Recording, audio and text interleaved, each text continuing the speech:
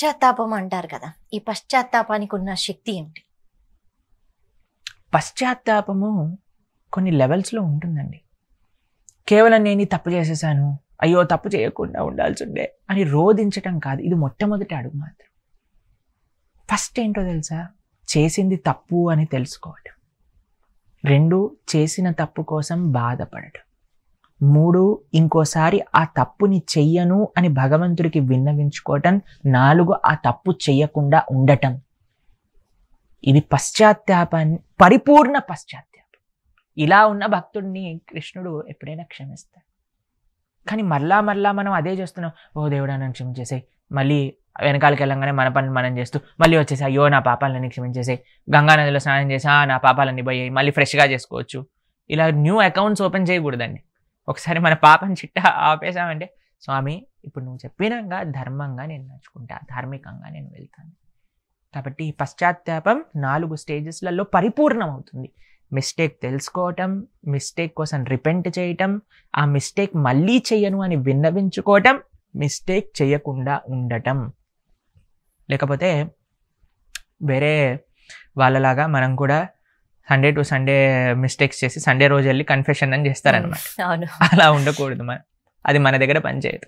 స్వామి ప్రతి ఒక్కటి కూడా నోట్ డౌన్ చేసుకుంటారు, మర్చిపోరు ఆయన ఎప్పుడు కూడా. కాబట్టి పశ్చాత్తాపం పరిపూర్ణత ఎప్పుడైతే మనం ఆ చెడు పనిని ఆపేస్తాం అప్పుడు మాత్రమే కలుగుతుంది. But sincere tears of repentance అవి మన పాపాన్ని కడిగేస్తాయి అని చెప్తాయి అన్నమాట. కాబట్టి ఇది చాలా చాలా ఒక హార్ట్ గొప్పదై ఉండాలండి. ఫస్ట్ తెలుసా అండి, తప్పు చేసేటప్పుడే లోపల నుంచి ఇన్నర్ వాయిస్ అని మాట్లాడుతుంటారు ఈ రోజులలో. అది పరమాత్మ చెప్పే పాపం చెప్తే మంచి విషయాలు అనమాట. కానీ ఆయన నోరు మూయించేస్తాం, నువ్వు పక్కగుండు అని ఇన్నర్ వాయిస్ అనే పేరుతో పాపం పరమాత్మ చెప్పే విషయాల్ని ఏదో భౌతికమైన పేరు ఇచ్చేసాం. కానీ అది పరమాత్మ నాకు చెప్తున్నాడు. సర్వశ్చ చాహం హృది సన్నివిష్టో. హృదయంలోంచి మనకు చెప్తుంది. ఎవరు తప్పు చేసినప్పుడైనా మనకు ఒక వాయిస్ అనేది వినిపిస్తుంది కదండి, ఇది తప్పు అయినా సరే మనం చేస్తున్నాం. కానీ ఎప్పుడైతే మనం ఆ పరమాత్మ రియలైజేషన్ భక్తి మార్గంలో తెలుసుకుంటామో అప్పుడు ఏ తప్పు చేయకుండా మంచిగా ధార్మికంగా ఉండే ఒక శక్తి ఆ భగవంతుడు అందిస్తాడు. ఇది తరించే. గృహస్థాశ్రమంలో ఉంటూ కూడా ఎలా తరించుకోవచ్చు? అన్నిటికంటే ఈజీగా తరించే ఆశ్రమం గృహస్థాశ్రమం. ఎందుకో తెలుసా అండి, అక్కడ ఒక ప్రతి వ్యవస్థ ఉంది. ఒక భార్య పక్కనే ఉంది మనతో పాటు. మనం ఏదైనా తప్పు చేస్తే మనల్ని సరైన సక్రమమైన మార్గంలో ముందుకు తీసుకెళ్ళాలి. భార్య మాట వినాలి భర్త, అది ఫస్ట్ మెట్టు అనుకోండి.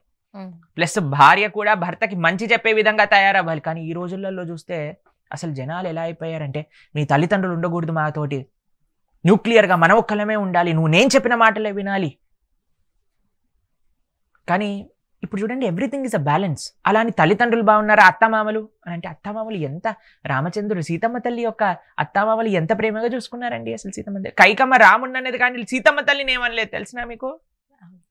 నా కోడలికి మాత్రం ఏం కావద్దు అని అన్నది దశరథ మహారాజు. సీతమ్మ తల్లి ఎప్పుడు ఏ విషయాన్ని నువ్వు ఎవరమ్మా అడిగితే దశరథ మహారాజు యొక్క కోడల్ని అని చెప్పింది సీతమ్మ తల్లి. అంత ప్రేమగా సీతమ్మ తల్లిని చూసుకున్నారు. కాబట్టి అత్తామామలు వాళ్ళ యొక్క ధర్మాన్ని అనుసరించాలి, పిల్లలు వాళ్ళ ధర్మాన్ని అనుసరించాలి. ఎవరికి ఏ పరిణితి, ఎంతవరకు మనం ఏ హద్దు, ఒక వయసు అయిపోయినాక మనం ప్రతి దాంట్లో తలదూర్చటం, ప్రతి ఒక్క నిర్ణయాలలో జోకం చేసుకోవటం, మన యొక్క రాజ్యం చెలామణి చేయటం, ఇలాంటివి పక్కన పెట్టేసేయాలి. ఏదో కృష్ణారామ అనుకున్నామా, మన పని మనం చేసామా, ఆశీర్వదించామా, మనస్ఫూర్తిగా పిల్లల యొక్క అభివృద్ధి చూస్తున్నామా, ఇవి పెద్దలకు ఉండాల్సిన లక్షణాలు.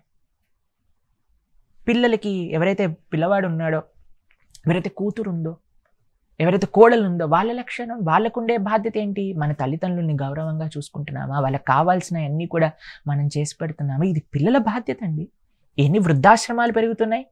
అనాథాశ్రమం ఉంది అంటే మనం అర్థం చేసుకోవచ్చు, వృద్ధాశ్రమం ఎందుకు ఉండాలి అసలు. అందుకే మేము చెప్పాము మా వాళ్ళందరికీ, మేము వానప్రస్థాశ్రమం కాదు, మీ పిల్లల్ని గెంటేసే ముందే మీరే వచ్చేసేయండి భగవంతుడి యొక్క సేవ చేసుకోవడానికి. అంటే అయితే ఎంతమంది వస్తారు అంటే అందరు చేతులు ఎత్తారనమాట. ఎవరికి కాన్ఫిడెన్స్ లేదు పిల్లలు చూసుకుంటారో లేదో అని. కాబట్టి అలా తయారైపోయింది సమాజం. కాబట్టి బాధ్యత, గృహస్థాశ్రమంలోకి రావడానికి ఉండే మెయిన్ ప్రయోజనం ఏంటి అంటే ధర్మాచరణ. పెళ్లి చేసుకునేది హనీమూన్లో తిరగడానికి కాదండి. అయ్యాషి చేయడానికి కాదు, బయటికి వెళ్ళి మనం ఏదో ఎంజాయ్మెంట్ కోసం పెళ్లి చేసుకుంటున్నాం అని అనుకుంటున్నాం కాదండి. మన సనాతన సంస్కృతిలో వివాహం అనేది కేవలం ధర్మాచరణకై, సేవకై, తల్లిదండ్రుల యొక్క సేవ, అత్తమామల యొక్క సేవ, పిల్లల యొక్క సేవ, సమాజం యొక్క సేవ. ఒక ఇంట్లో గృహిణి మారితే ఆ కుటుంబం మారుతుంది, ఒక కుటుంబం మారితే ఒక సమాజం మారుతుంది, ఒక సమాజం మారితే ఒక దేశం మారుతుంది. అన్నిటికీ స్టార్ట్ ఒక ఇల్లు. ఇద్దరు దంపతులు ఒకళ్ళనొకళ్ళు పాజిటివ్గా ఉండాలి. మాకు ఎంతోమంది చెప్తారండి, ప్రభుజీ మేము మంచిగా మారాలనుకుంటే మా హస్బెండ్ మమ్మల్ని బాధ పెడుతున్నారండి, మంచిగా వెళ్ళనివ్వట్లేదు. కొన్నిసార్లు అంటారు, ప్రభుజీ మేము భక్తి చేస్తుంటే మా వైఫ్ నన్ను ఎగతాళి చేస్తుంది, నన్ను చేయనివ్వట్లేదు. పిల్లలు అంటారండి, మా తల్లిదండ్రులు ఆపేస్తున్నారు. తల్లిదండ్రులు అంటారు, పిల్లలు చేయనివ్వట్లేదని. ఇలాంటి కథలు మన భాగవతంలో హిరణ్యకశిపు ప్రహ్లాదుని ఆపేశారు అని విన్నాం, మళ్ళీ ఇప్పుడు చేస్తున్నారు మనం అనమాట. అంటే మన దైవ ప్రకృతియా రాక్షస ప్రవృత్తియా ఒకసారి ఆలోచించండి. కాబట్టి గృహస్థాశ్రమం అనేది కొన్ని విషయాలకి ప్రతీత. చెప్తాను మీకు. ఒకటి, సన్యాసి ఒక బ్రహ్మచారి ఆలయాన్ని గృహం చేసుకొని ఉంటారు, దాన్ని ఆశ్రమము అని అంటారు. కానీ ఒక గృహస్థ ఇంటిని ఆలయం చేసుకొని ఉంటాడు అన్నమాట. భగవంతుడి యొక్క ఆరాధనతో ఇల్లు కలకలలాడుతూ ఇంట్లో నుంచి సమాజానికి సేవ. మొట్టమొదటిది గృహస్థుడి యొక్క ధర్మం ఏంటి అంటే భగవద్ ఆరాధన ఇంట్లో చేసుకోవటం. ఇందులో ఆడవాళ్ళు చేయాలి ప్రభుజీ, మగవాళ్ళకి అవసరం లేదు. నువ్వు జీవుడివి కాదా? జీవుడికి ఉండాల్సింది సంబంధం. కాబట్టి కుటుంబం అంతా కలిసి ఉండాలి. A family that prays together stays together. We should pray together. అన్నీ కలిసి చేస్తామండి.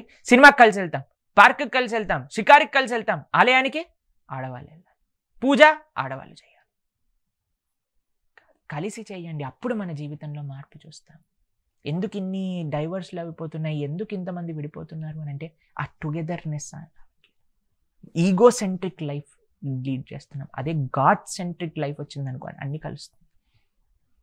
రెండు, ప్రజలకి సేవ. శ్రీల ప్రభుపాదుల వారు అంటారు, ప్రతి ఒక్క గృహస్థ ధర్మం ఏంటి అని అంటే, ఆయన ఫర్ ఎగ్జాంపుల్ ఇన్స్పిరేషన్ కోసం చెప్తారు, ప్రతిరోజు కూడా ఎవరికో ఒకళ్ళకి అన్నం పెట్టాలి, తగినంత సేవ చేయాలి. ఎందుకంటే 4 ఆశ్రమాలు ఉన్నాయి మనకి, అందులో కేవలం గృహస్థ మాత్రమే వర్కింగ్ పర్సన్. సన్యాసి ధర్మసేవ, బ్రహ్మచారి శాస్త్రాధ్యయన, వానప్రస్థ వైరాగ్యం. గృహస్థ ఈ ముగ్గురిని చూసుకుంటూ సమాజాన్ని చూస్తూ ముందుకెళ్తారనమాట. 2, దానం ధర్మం, ఇది గృహస్థ యొక్క లక్షణం. 3, ఒక మంచి ధార్మికమైన పిల్లల్ని కని ధార్మికంగా వాళ్ళని పెంచడం. 4, ఇవన్నీ చేస్తూ వాళ్ళ యొక్క సొంత సాధన చేసుకోవటం. ఇవి గృహస్థ ధర్మం. ప్రభుజీ ఇన్ని రెస్పాన్సిబిలిటీస్ ఉన్నాయి, ఎలా జరుగుతుంది అని అంటే ఒక వ్యవస్థ తోడుంది కాబట్టి.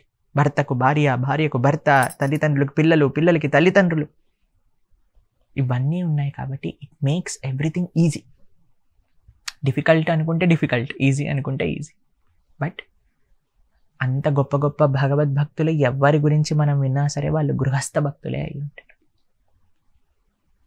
ఎంతో మంది భక్తుల్ని, యుధిష్ఠిర మహారాజు గృహస్థులు కదా, అంబరీష మహారాజు గృహస్థులు కదా, పృథు మహారాజు గృహస్థ, పృథు అర్చి, కుంతి మహారాణి, ఎక్కడెక్కడ భాగవతోత్తముల గురించి చెప్పినా సరే వాళ్ళు గృహస్థులైన లక్షణం మనకు కనిపిస్తూ ఉంటుంది అనమాట. కాబట్టి అన్నిటికంటే గొప్ప ఆశ్రమం, వందనీయమైన ఆశ్రమం గృహస్థాశ్రమం. దాని యొక్క పవిత్రతను కాపాడినప్పుడు, దాని యొక్క బాధ్యతని మనసారా స్వీకరించినప్పుడు.